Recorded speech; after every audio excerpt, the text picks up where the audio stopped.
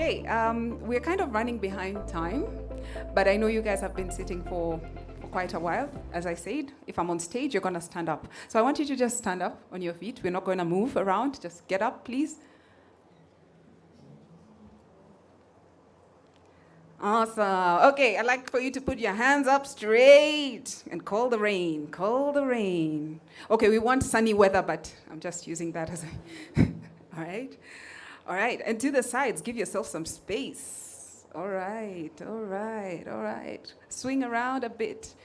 DJ, do we have a tune? Do we have a tune that we can dance to for 30 seconds? We can put some music for us? Oh, not to sleep. Like energetic music. Give us some amapiano. Okay, wow. Feels like yoga. All right. Yeah, just follow me. Just follow me. I don't even know what I'm doing anymore. Let's do it. Let's just do it. I need some blood to move. I need some blood to move. Okay. Here we go. Some of my piano. Where are the people from SA? Come on, let's go. All right. I want you to just hold one leg up like this. 1, 2, 3, go. Let's test your balance skills. All right. 5, 4, 3, 2, 1, and switch. Next leg. Hold your other leg up. 5, 4, 3, 2, 1, switch. 5, 4, 3, 2, 1, switch. Other side. 5, 4, 3, 2, 1, switch. Thank you. The beat had just dropped. We'll have time. We'll have time. Don't worry. Don't worry. All right. Next on the agenda, we have the privilege of having two amazing facilitators from the company called Brink. They're going to tell us a bit more about what they do. But today here with us, we have James Wilkinson, who's the delivery lead for Brink, as well as Pamela Munyana, who's the innovation manager at Brink. So please help me in welcoming them up to the stage. Until they get here. Come on.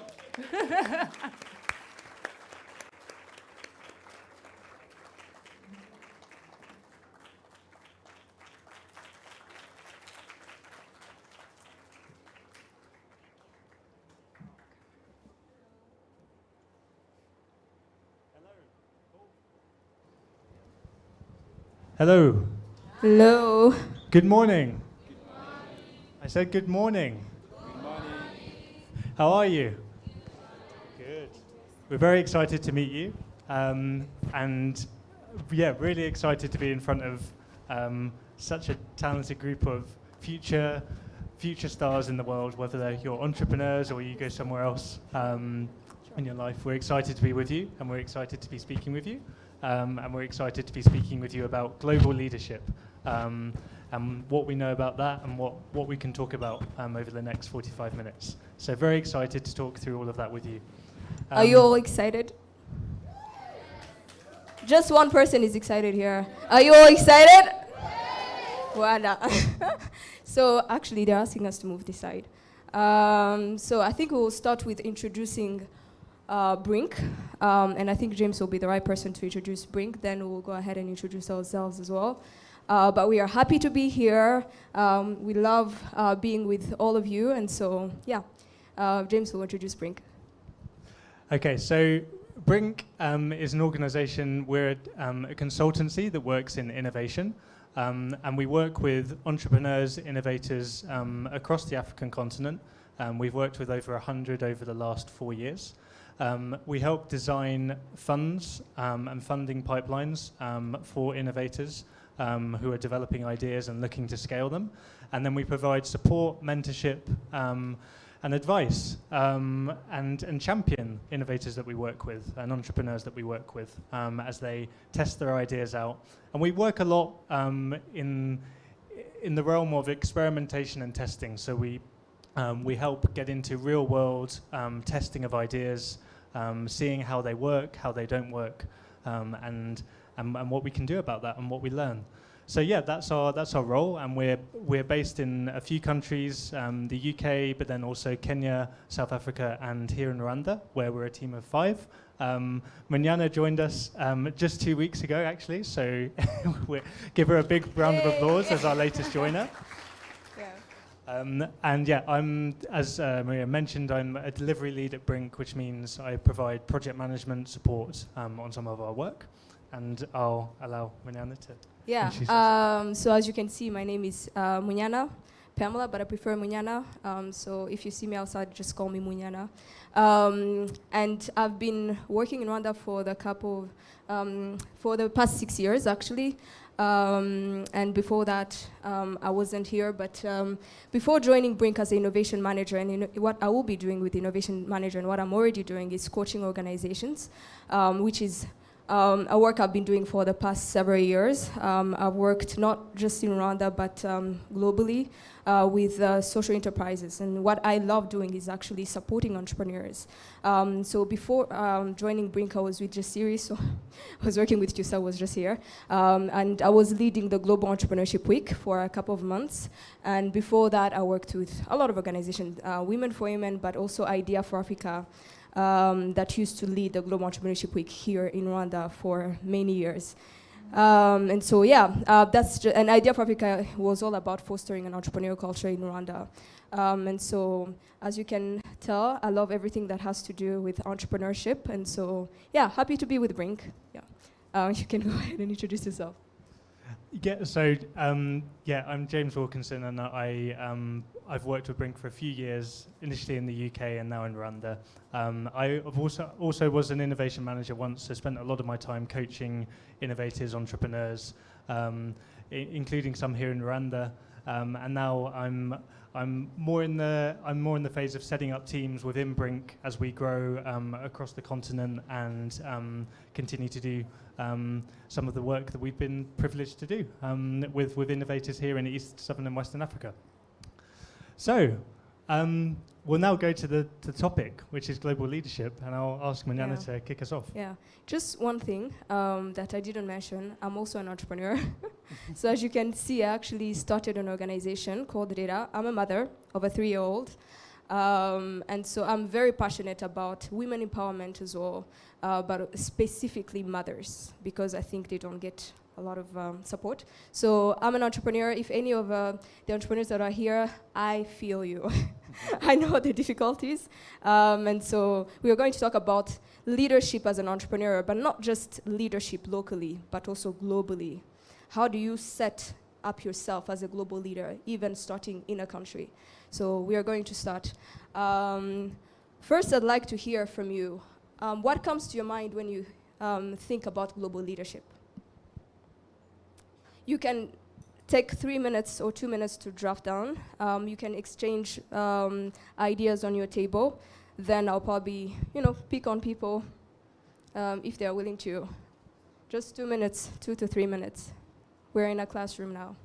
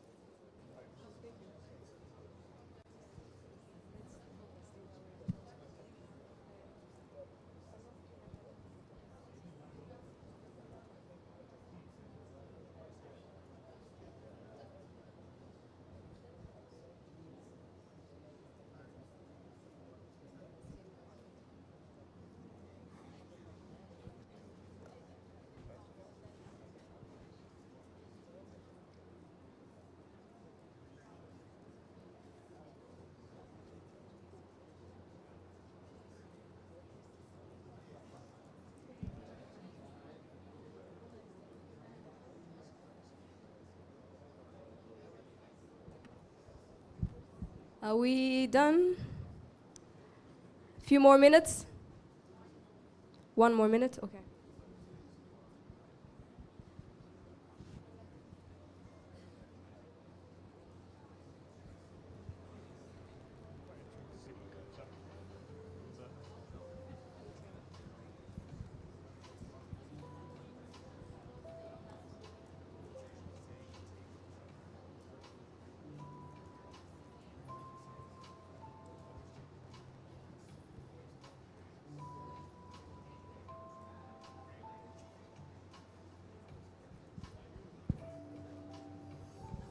Some tables always have like different dynamics.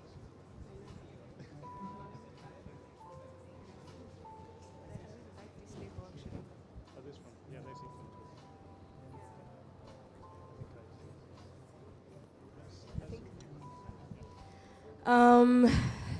Thank you for the background music.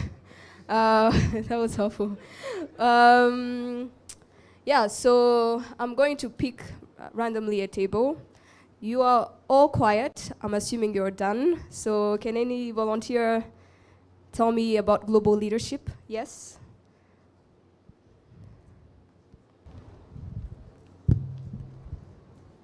My name is Consore from University of Rwanda, pursuing agriculture engineering. Global leadership in our group, we concluded that it's all about being impactful to the society and then being able to manage people from diverse cultures and being able to target or work on a problem which you have not studied on. Okay. So one thing you mentioned is working with people from Diverse cultures. diverse cultures. All right. I like that a lot. We are going to pick one person from each table, but if you have something to add that she forgot, you can. Hello everyone, I'm Betty Khan from Senegal, Biology and Biotechnology Engineering. And just to resume what she said, it's the global leadership is the capacity to lead different persons of different areas who has different mindsets, different way of thinking, and different fields, talents, and so on. We will work on solutions that is global for different problems that we are incurring us. And that's it. Thank you. Thank you. Thank you. Thank you. How about this table? Anyone?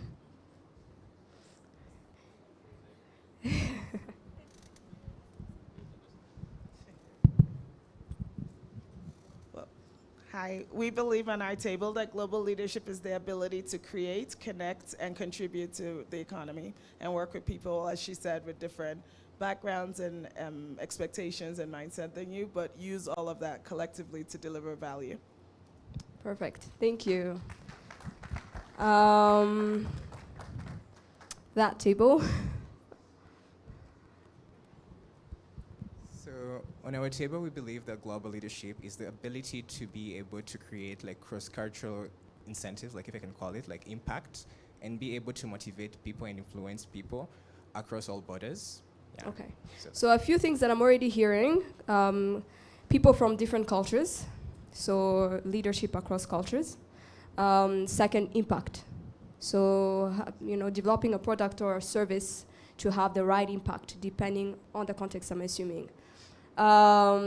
What else? If there is a table that talked about something other than what was just mentioned, please raise your hand for the sake of time. Yes. Thank you so much, and a very good morning to you all. My name is Odir from University of Rwanda.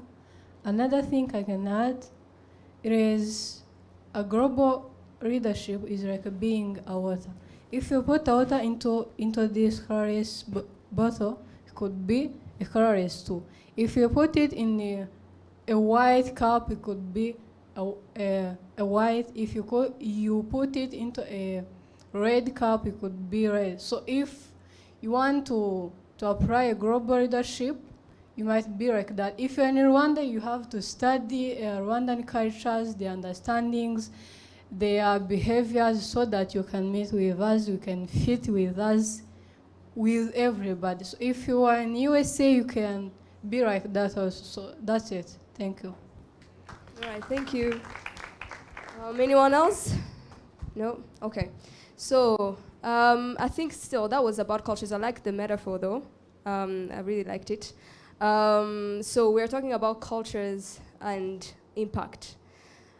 And I just wanted to bring up one point that I think a few of us think about a lot. Or rarely, actually not a lot, when thinking about global leadership. And that is the fact that most aspects that we talk about are hard skills. And so if you have, let's say, a service or a product, you will have to think about, yes, the culture.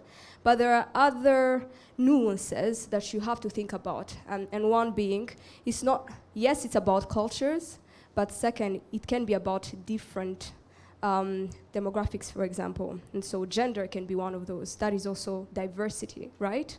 I think not just the country that you are limited to or that you've gone to, but maybe how you've been raised can change your mindset and your perspective around a product or why a service should be used and products should be used in a given context or country. And so global leadership applies hard skills, which is all about, some of the P's that I'm sure entrepreneurs know about that we will discuss, but also softer skills, so soft skills. And so being able to be humble, for example, and to listen to someone who is from China, right? If you are developing a product there, understanding that they might be the expert and you're not. Someone from Turkey, for example. But also, a woman and a man might have a different perspective on why data, the foundation that I started, would be helpful, right? And so that is also part of being a global leader in terms of your mindset, how you set up, you understand that people have different backgrounds and that are just not limited to their country or continent. And so we are going to talk a bit more about the hard skills and soft skills, starting with the hard skills. And so let's move to the 6 Ps.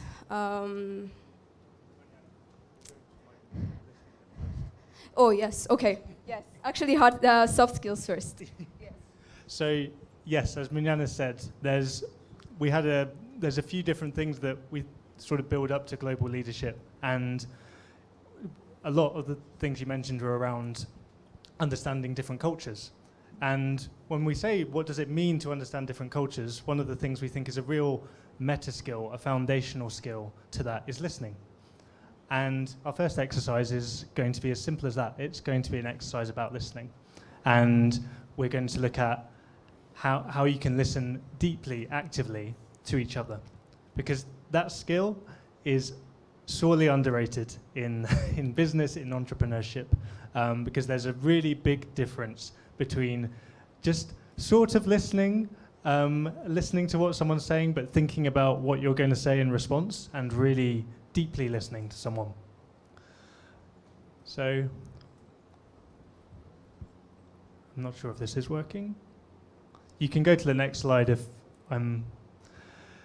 Oh, just the one before?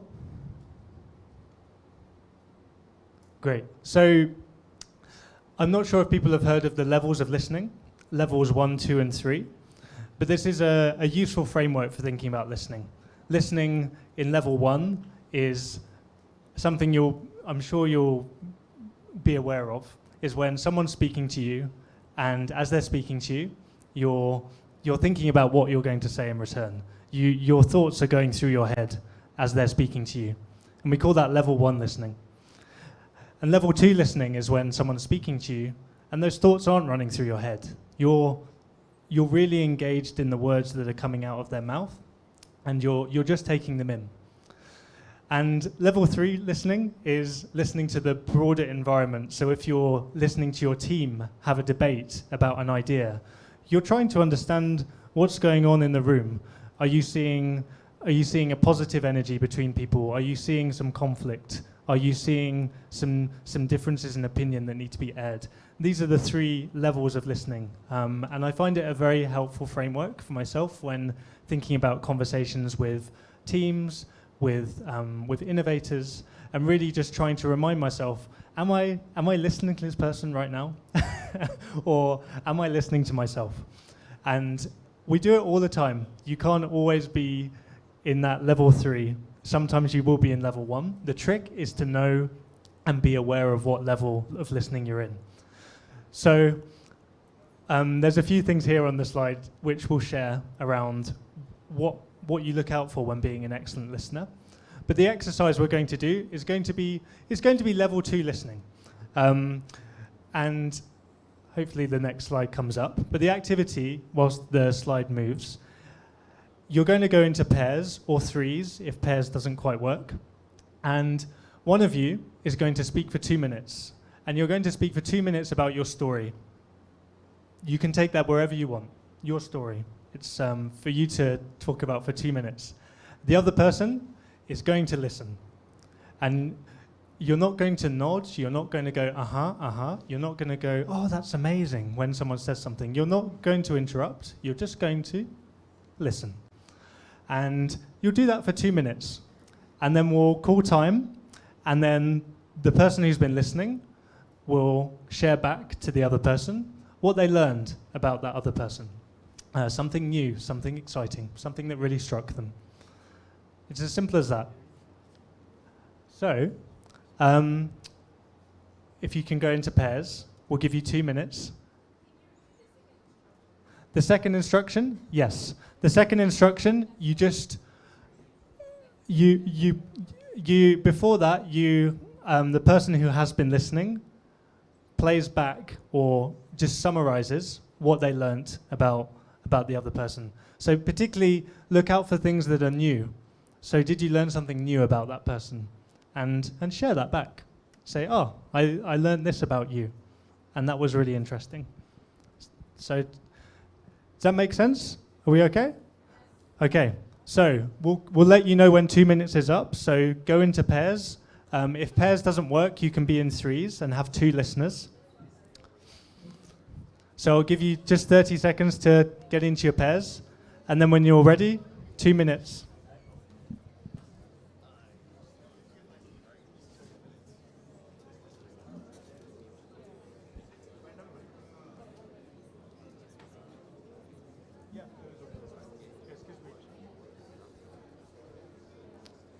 Okay, so you have 2 minutes. Once you've the first person to talk, you speak for 2 minutes.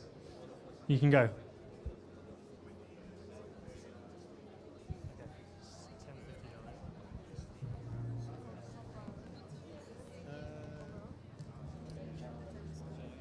Yeah, we started at like 10:40, so 20 minutes.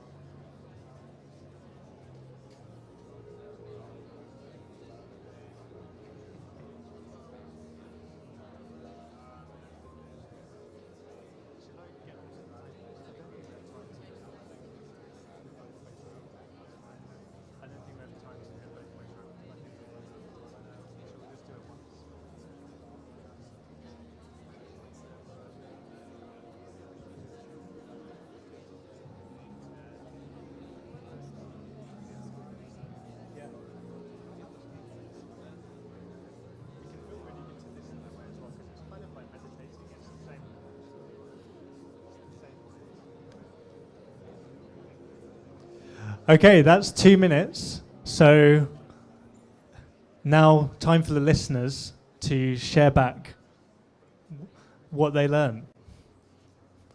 So switch around and just share to the person who is speaking. You can let them know what you learnt about them. For 2 minutes, yes.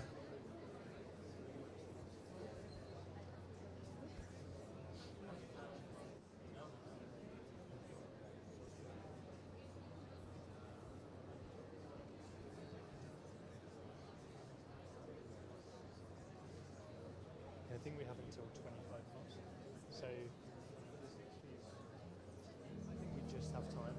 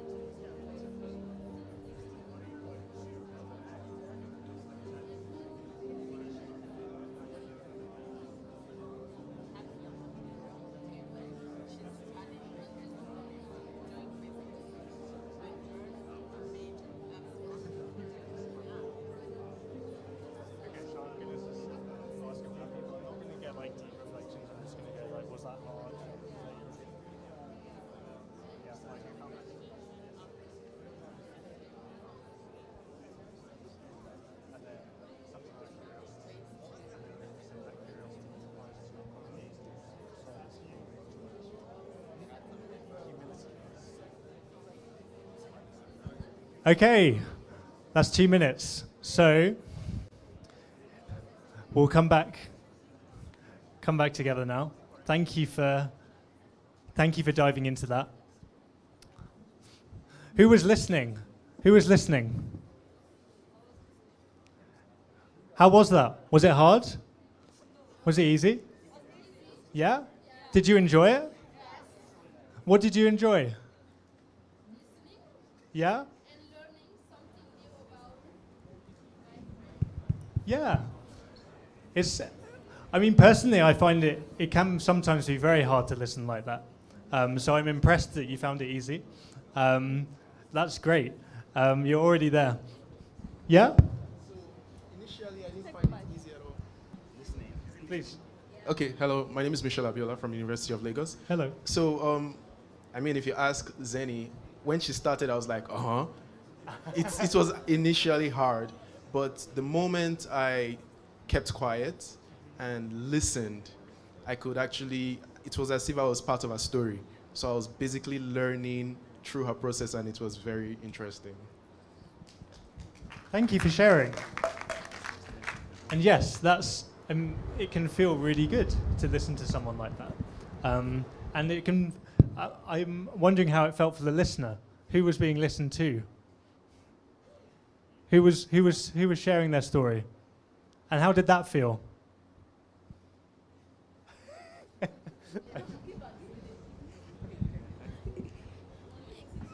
It is very hard to summarize everything in 2 minutes. Yes, that is true. A story in 2 minutes is a stretch. Yes. There's a mic coming for you. My name is Moses from Rika, here in Rwanda. It was very hard to speak when someone is not giving you feedback like, like something like that. So I was not getting the feedback from, so it was quite hard. Yeah. That's interesting. Thank you for sharing. Yes, it's hard to know how someone's, responding. Yes, there's one more at the back. Hi, my name is Akpene from CMU, studying Masters in IT, concentrating in IT entrepreneurship.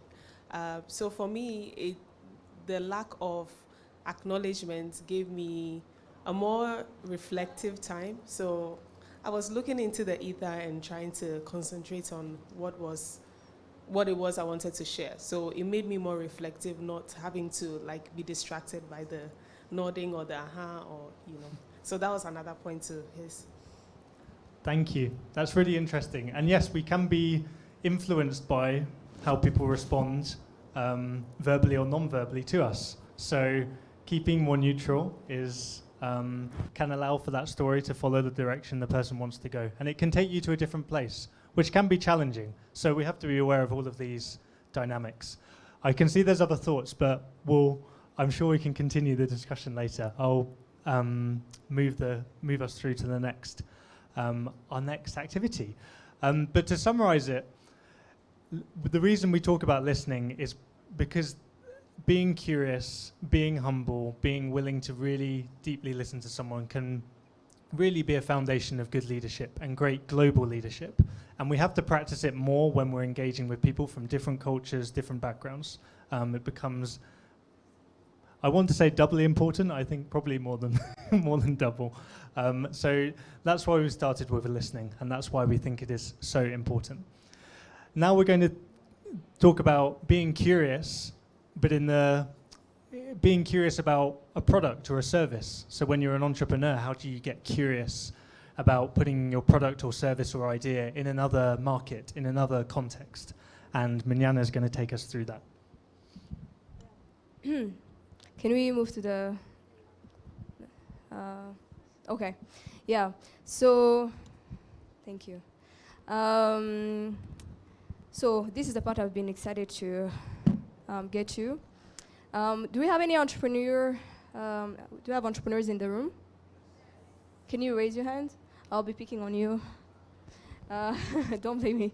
But yeah, so as you probably have gotten to know about the 6 Ps, right, of a product, or if you're about to start a business, having to go through the 6 Ps.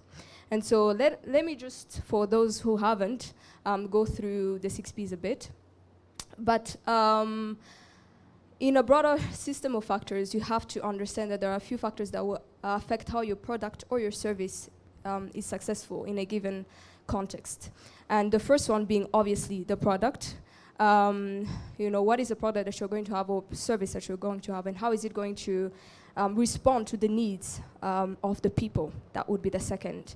Who is your target market? For what reason will they need the product that you are actually giving or offering to them, providing them with, or the service? And the third would be the place.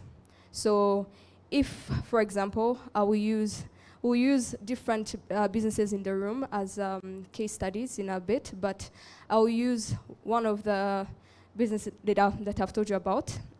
One of the things we do is to provide nannies that are trained, right, in ECD and Montessori. However, the context here in Rwanda would be different than how it would than in Canada, for example. If it's digital-based, it would be different in Rwanda because of the access that people have if you compare it to Canada. So that would be a place. You have to take the place into consideration. Fourth, provision. Before you start a product or you provide a service, you have to think about where is your funding, how are you going to get your funding. In the first phase of your entrepreneurship venture, who are you going to be reaching out? Who is most likely to invest in your product or your service? And what are you bringing on the table for them to do so? How many shares are you willing to actually offer? Are you willing to reach out to family members and whatnot, or you're not, for conflict of interest purposes? So you have to think about the provision, right? The other would be policies. Now in Rwanda, I'm happy to say maybe I live in a bubble, but anyone can feel free to burst it if they want. But my experience has been that we are lucky to have a government that actually supports entrepreneurs, right? Yay. But, oye. But this is not about politics, but policies are very important if you are an entrepreneur. What policies are going to be helpful for your venture? You have to do a little bit of research. One component that we've come to know, where is it at Brink or in the work that we've done before is that very few entrepreneurs actually here will go to the extent to do a market research, right? To get to know about this, all this. And policies are very trivial if you want to succeed in a given context, because you have to know who to go to, who to reach out to, or who can help you get to, the people that you want to reach out to. And then the last would be practices. So the practices are, again, because this is part of the soft skills, we seldom talk about them or consider them when we start a product or a service, but it's very important to understand what are the ethical values and practices you're going to instill in your team, in your organization, while you provide a service or a product. Because how the practices are received for, again, I've mentioned before, for a man or woman might be different, or for someone from China, and I keep saying China, maybe it's because I work there, and Rwanda, it might be different. So my experiences, for example, working in China was that people were very, very respectful, versus the US where they weren't disrespectful, they were just very casual, but I taught in China, and every time they would say, yes, teacher Pamela, yes, teacher Pamela, which was very, very interesting for me, coming from the US where just people would call their teachers by their name, And so practices are very important to take into consideration. Can I just reach out to someone from Ineduc, like, how are you? Or do I need, certain level of, protocol and, So you have to understand that. If I was to deliver a speech here or about my service or my product and someone from the Ministry of ICT was present, I would have to know how to address them. And that might be different in in another context. Same again with backgrounds. So that was just a general overview of the 6 Ps. But, the exercise, we are getting you to work a lot, sorry, but we want to make this as we want to make it as practical as possible. So for you to understand it and for you to let it sink in, right? We don't want to bore you with speeches. Now, if you could discuss around your table again and pick, can I see again the entrepreneurs? We have so many. Here, no? Okay. If you don't have a business, okay. If you have a business that is currently existing on your table, if you have an entrepreneur, please ask them to share about it. And then, using this, understanding of the 6 Ps, think about, where that business is. And then maybe let's say the business is here, the cultural context might be, one way, and let them, tell you where it is currently in the context. And if they were to move to another country with the same business, what are the 6, among the 6 Ps, what will be the 3 Ps that will be very easy to work around and to adapt to that cultural context? Even if it's a different city, right? So it can be in the same country, but a different city, and that will still affect it. So if you were to pick another context, cultural context, what are the 3 Ps that would be that you would have to focus more on, and what that would be easy, and the 3 Ps that would be very difficult?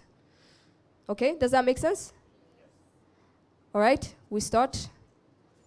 Okay, how many minutes? Yeah, I think this one is lengthy.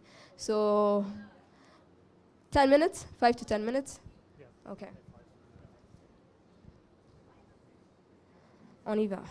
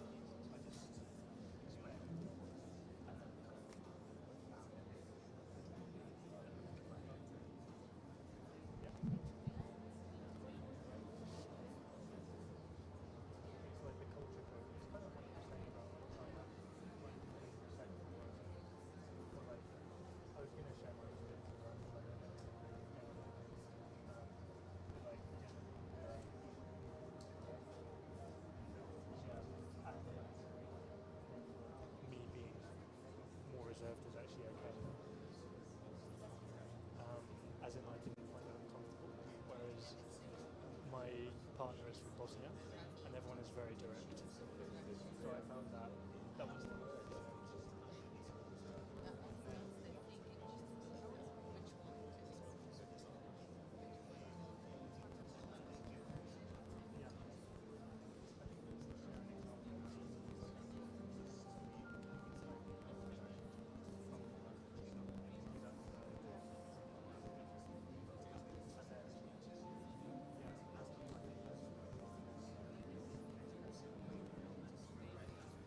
we had to do so.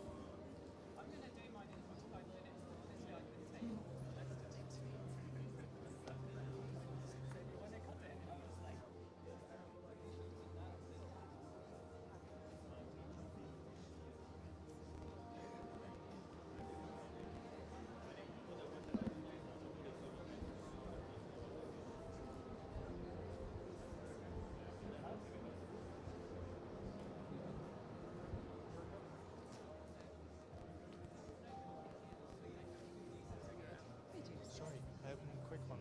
How I didn't take notes last time. I think it was somewhere like 22.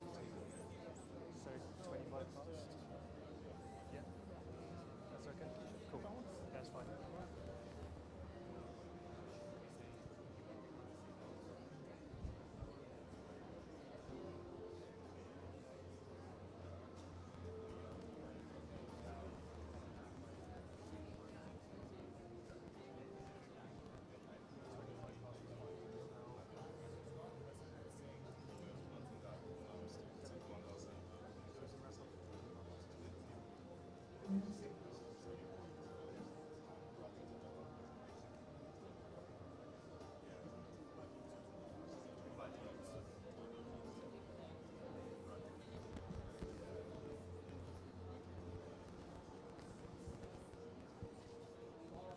How are you doing? You good? Any questions? Getting there. I'll not interrupt you. Good.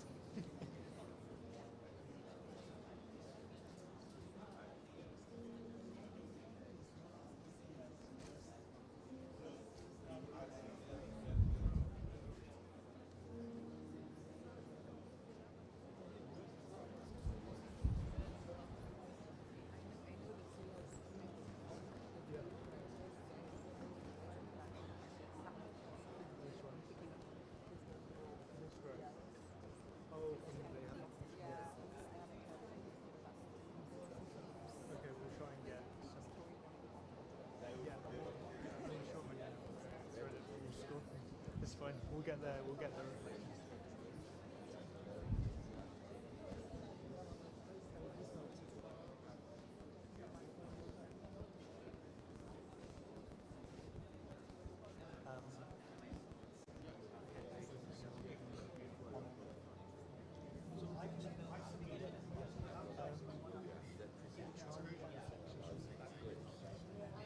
We haven't had Maria with us there.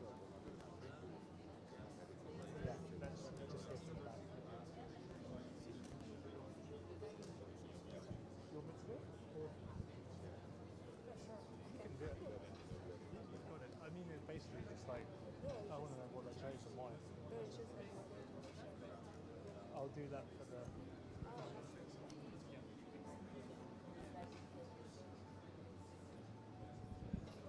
One more minute.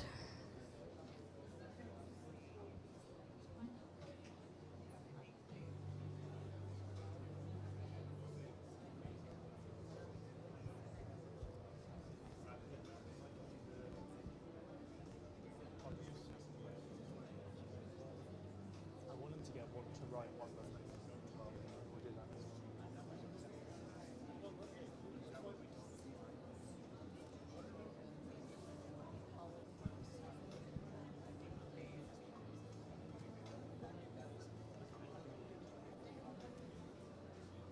All right, should we wrap it up?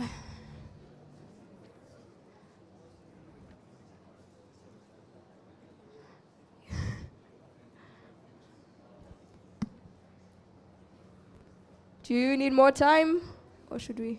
You're done? Okay. All right. Yeah, so let's hear from some of the tables. We have to wrap up soon, so we will rush through this a bit. But we haven't heard from the tables behind. So how about I pick on you guys, that table. Can you share the business and, Good morning. Good morning. Victor Makwakwa from South Africa, from WITS. I'm a social entrepreneur. My business is called World's Village Digital Hospital. So our focus is on digital healthcare. So looking at the context of Rwanda, we said, okay, we have to look at the people first, secondly, the product, and then the place. So because of the services which we would be providing, it would be something that understanding the people will be very key. So in comparison to South Africa, you guys have 12 million people, we have about 60, and then your guys' social areas, let me just say for that now, are different to ours. So we would have to see, okay, firstly, is there gender-based violence here? How are your suicide rates? How is the mental health here, et cetera, et cetera. Then from there, the product now will be the digital solution to cater to the people. And we said it would come to the schools to say, okay, here, for example, at CMU, there's about 300 students. We'll look at the 300 students, how is their mental health? Then we go to the next university, the next university, the next university. So our place is both physical and digital. Thank you. Awesome, thank you. That was, makes sense, makes total sense. The table in the corner, at the back.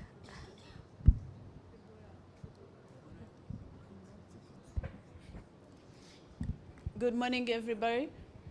I'm Deborah from Davis College. So we're just working on Food Bundles Company. What they do is just to distribute the fresh food to the people from the cities. So we're just thinking about taking this business and then we take it to the cities in the province outside of Kigali. We're just thinking if this can work. So among the piece that can't work, first, the people can't work depending on their background, their preference. And then another one is place, because they have this service of Prime service where you do the subscription and then there's 3 membership. There is individual basis, family, and then you pay annually. So for the individual basis, you pay monthly $8.9, and then for family, you pay $10, and then for annual, you pay $100. And then we have found, depending on the economic status, for the people from the village, they can't afford that service. And then the price, it is not working, because the price, it is not affordable for the people from the village. Another one, it's about practices, because they can't pay those money annually or monthly, because they are not usually consuming those products. And then what can work, it's just provision, because they support that's ideas and the business on their own. Another one, it's products, because it's normal and it's legal. And then another one is just policies. Thank you. Thank you. Let me just speak 2 more, then we okay, please go ahead. And then, you guys have taken over. Hello everyone, my name is Nomusa and I'm from the Witwatersrand in South Africa. So the business that we discussed is actually my business, which is a natural hair product business, we discuss the people, the places, and the product. So basically on the product, the main product that is actually the majority of the product in stock, which will be the African butters and African oils, which are native to Africa. So it can both happen in South Africa and in Rwanda. And then also the people, the main targets will probably be mothers who have children. So the mothers will buy the products for their children and also for themselves. And then it'll also be basically women who love natural hair, who want to be authentic and all that. And also it's going to be basically people in urban areas because it's based on the, oh, okay. No, that's fine, that's fine. Okay. And then the places is going to be urban areas because it's online based in the digital place in social media. So the people are going to be able to access the product, are going to be online. And then for the provision, it will basically be needing funds from different organizations who are interested, because we're in a world where we're trying to run away from chemicals. People want to go natural and have more organic things. So organizations that are interested in that will be funding such a business. And thank you. Thank you, thank you. Let's hear from this table. So.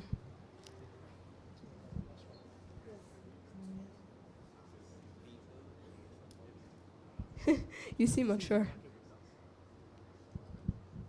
Hey, I'm AK from CMU. Okay, cool. Sorry.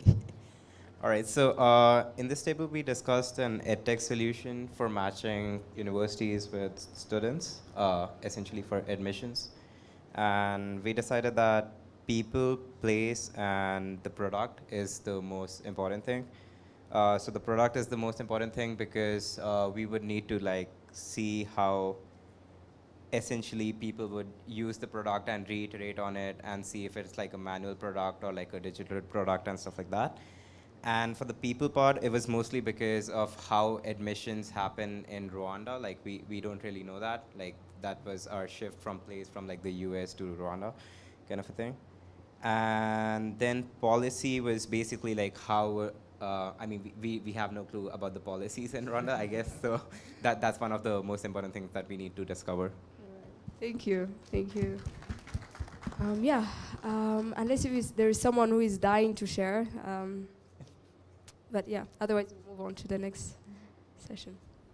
Great. Thank you for jumping in and diving into that. And to just recap, all of these explorations are really important to do whenever you're considering a new market, a new place, or an evolution to your product or service or business. And we find this a useful framework to consider.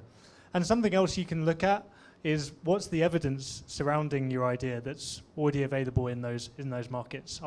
Is there proof that some of these things are generalizable from one market to another? So do we know that, have we got evidence that people's needs for a certain product in one market are similar in another? Or is there no evidence around that? Do we need to explore that further? And sort of building your evidence and understanding of these questions is a really important step to take as an entrepreneur. So we'll close, because we're a little bit over time, on just a final comment on sort of building global teams and the idea of being, talking again about being cross-cultural and the idea of being globally dexterous. So having global dexterity meaning that you can navigate easily between different cultures and dynamics within your team. And we think that this is a really important facet. It's linked to some of the things that Manana was saying earlier.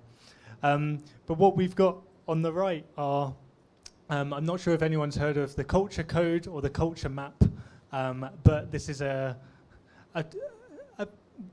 guide that you can use for different cultures, which basically analyzes different cultures across six different dimensions. So you can see them up there, all the way from the levels of directness, how formal people are. So Manana's example of her experiences in China versus the USA, and it's a guide to how different cultures may maybe, but it doesn't. It's not an exact pinpoint to how every person is within that culture. So it must always be referenced as a guide.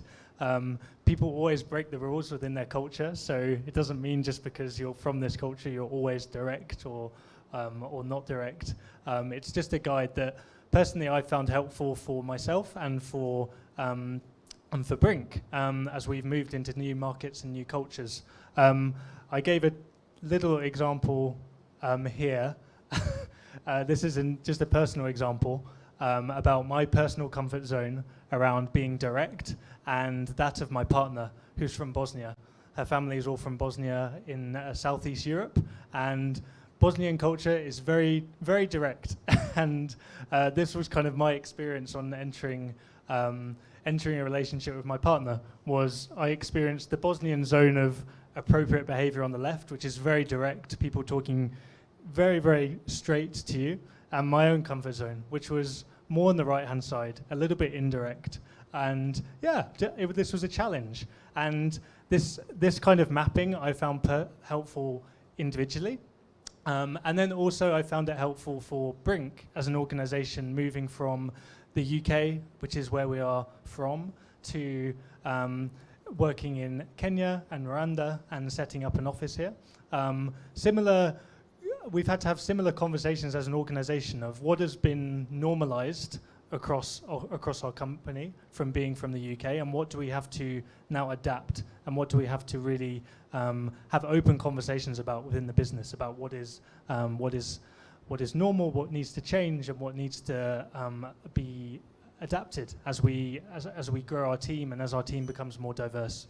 So this was just a little thought to leave you with around cultures and how you can look at them and how you can map them and how you can respond yourself to them, because this always involves a certain amount of discomfort leading within different cultures. You can often be outside of your comfort zone, so it's about acknowledging that and knowing when you can stretch yourself and when you can't, and what your lines are as a person, and being aware of that.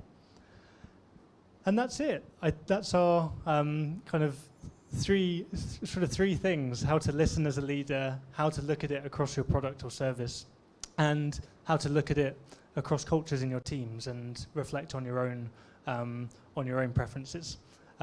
So we'll stop there and say thanks a lot for jumping in, for diving into activities and giving your reflections. And yeah, happy to take questions.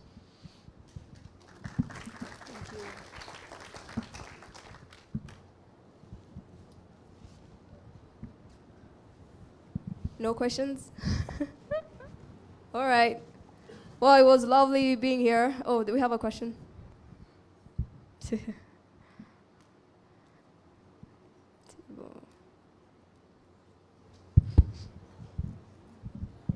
Thank you so much. Henry Serada from Davis College, Aquila.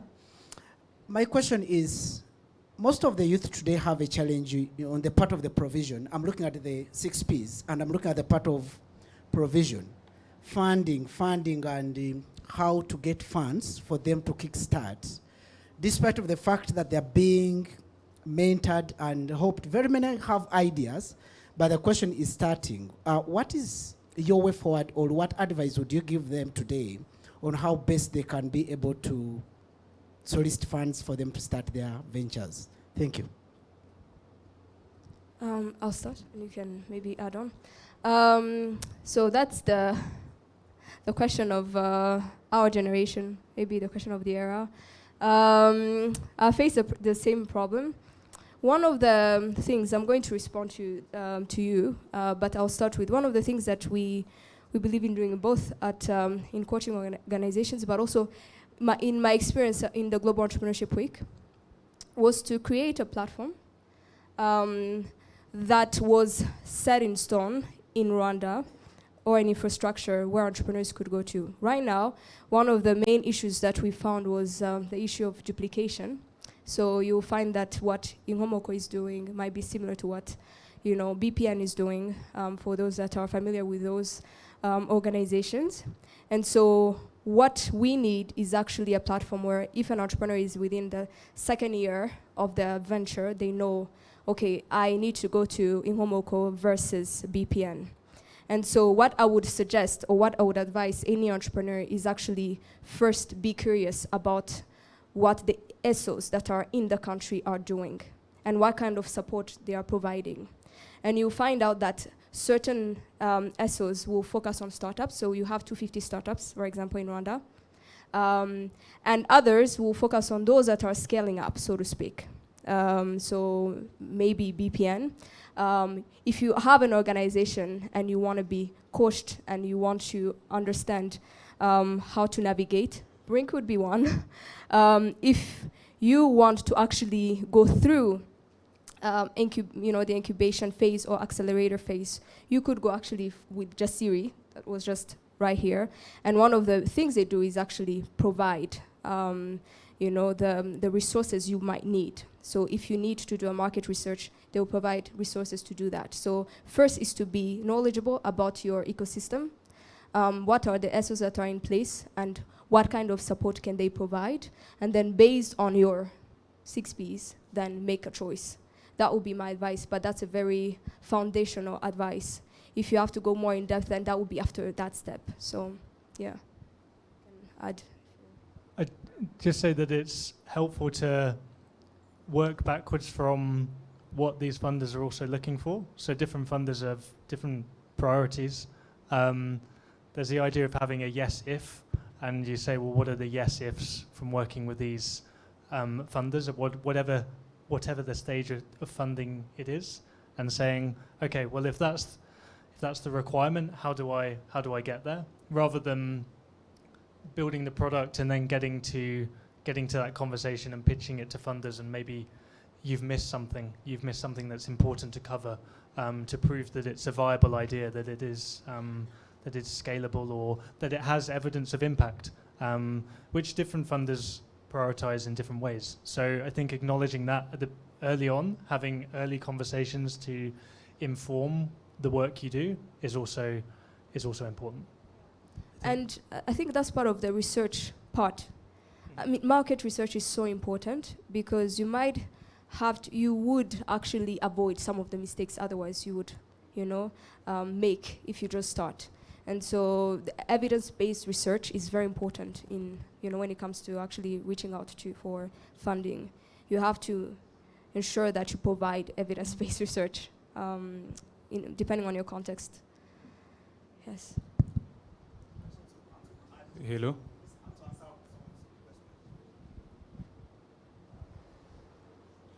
Okay, thank you. Faith from University of Lagos, Nigeria. Okay, from where I came from, most of the time, the reason why youth does not get funding, basically they are not honest.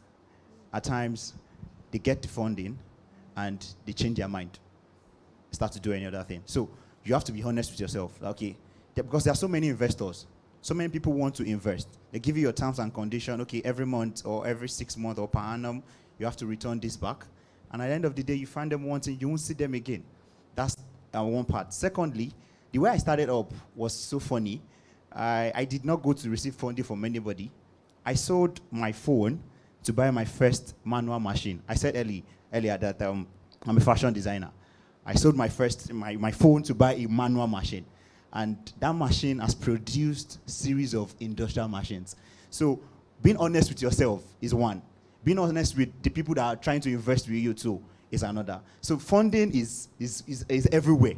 You just have to get it right and know that what you want to do, you are serious about it. Thank you. Thank you. Thanks for the contribution. Maybe we should wrap. Okay.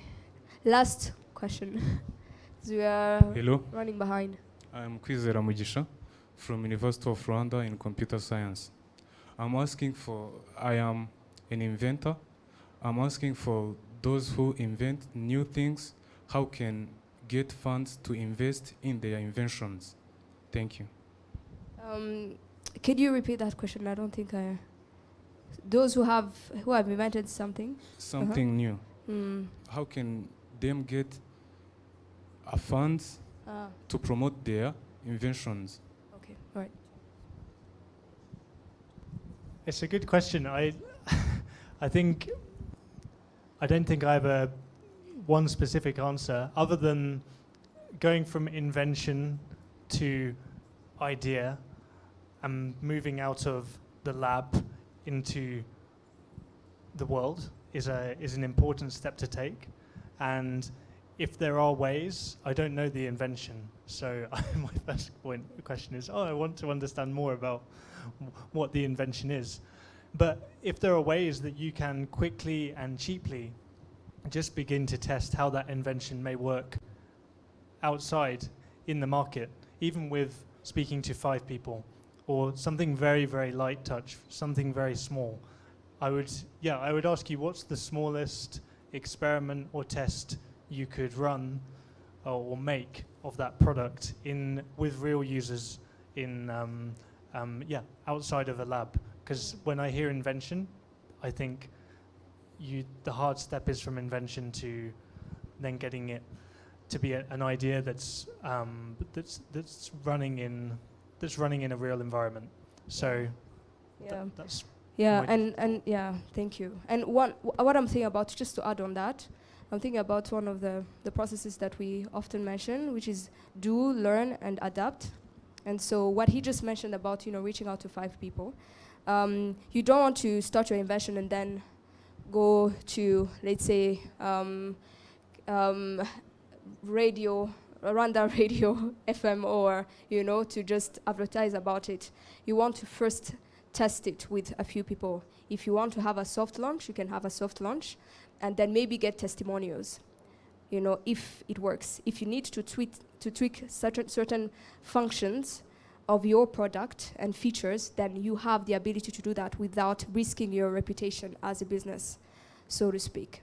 And so you can actually try it out and test it out with a few people, as you mentioned, learn, tweak, which is adapt, and then maybe expand your target market in that sense. And so, I hope that those 2 answers are good enough. It sounds also like there's other inventors and innovators in the room, so I'd be asking them what they did with their first machine, for example. And I feel like there's stories in the room that can help as well. Because I think before funding, there's this step of what can you learn about the product, so that you can talk with more confidence to people who may fund it about why it works and why it's impactful and why it's going to be a viable business.